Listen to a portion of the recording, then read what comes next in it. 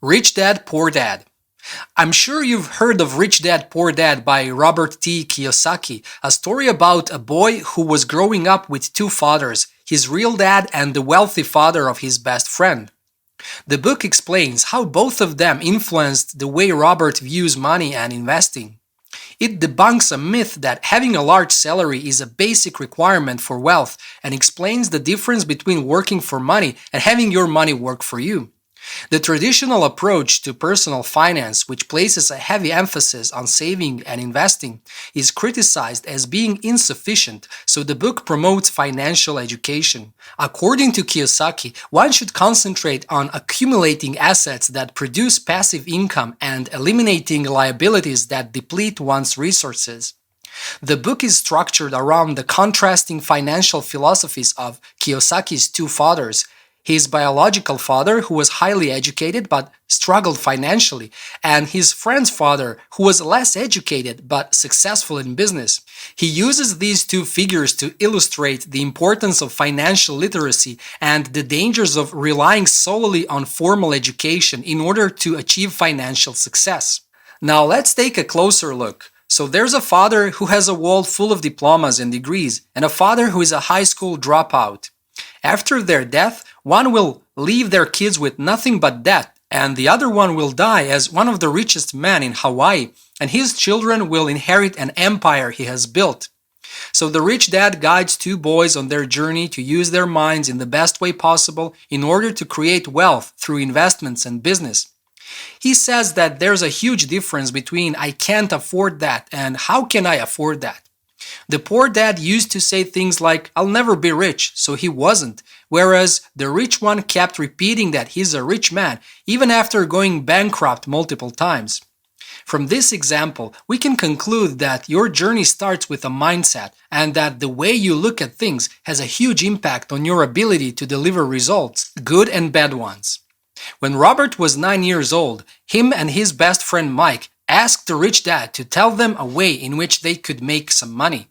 And before you knew it, they were within some of rich dad's companies. However, Robert's salary was only 10 cents a week, so he was constantly thinking of quitting, and he would ask himself, "Who is this guy to be exploiting us for only 10 cents a week?"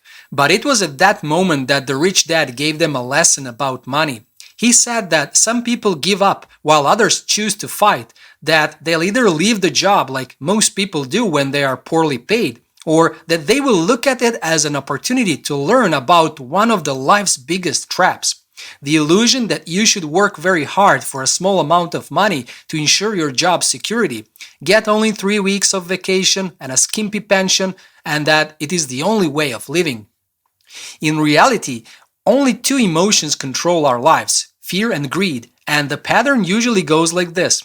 The lack of money motivates you to get a job and work harder, so you start receiving paychecks, and then the desire and greed for material stuff like cars, clothes, jewelry, and constantly having something new begins. It makes you work even harder. This rat race continues because as your income grows, the spending grows even more, so you end up spending your whole life in the never-ending cycle of working and spending with hardly any free time. One day, two old comics were left lying around one rich dad's stores, which inspired them to launch their first business. They recovered the old comic books, opened a library in their basement, and charged their classmates cents to enter. They hired their sister and paid her a wage of $1 per week, and before they knew it, they were earning $9.50 a week without even needing to work. This was the start of their mission to stop working for money and start making money work for them instead. This way, he taught them that getting a job is only a short-term solution and that while working, you should also focus on building your own business in order to succeed in creating the life you have always dreamed of. Otherwise, you'll quickly end up stuck in a cycle of working for someone else for the rest of your life and never gain financial freedom. It is a fact that school won't tell us that the key is not the amount of money you make, but the amount you keep. The education system is designed to train you to be a good employee, but it almost never mentions the principles of a good employer. To manage your personal finances and build wealth, you'll first need to understand the difference between an asset and a liability.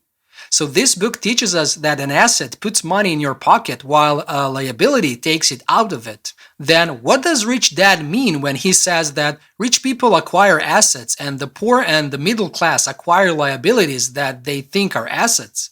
For example, if your income statement is the money going into your pocket, then expenses would be money that you use for things like rent, food, electricity, and clothes.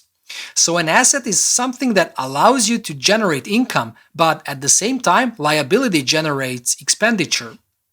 You're probably wondering if there's an example of a real person who managed to acquire all this wealth after following the rules from the book. Well, believe it or not, Elon Musk's work is a perfect example of what you can acquire if you carefully follow these rules and smartly use your money. His success can be attributed to his ability to think creatively, take calculated risks, and follow the principles outlined in Rich Dad, Poor Dad. By following these principles, he has been able to build a successful and diverse portfolio of businesses that generate significant income every second. So let's sum up why you should read this book even if you're not planning to start your own business at the moment. First, it teaches you to understand that you have a choice in life by encouraging you to explore more options for earning money in order to get out of the rat race, rather than continuing to work at a job you dislike just to pay the bills. It also teaches us that mastering our emotions is necessary when dealing with money, so the Rich Dad says, learn to use your emotions to think, not think with your emotions. And maybe the most important lesson is that learning doesn't stop once you leave school. Rich Dad says that money without financial intelligence is money soon gone. Alright guys, this is it for today's video. I hope we encouraged you to read the book and not just the summary.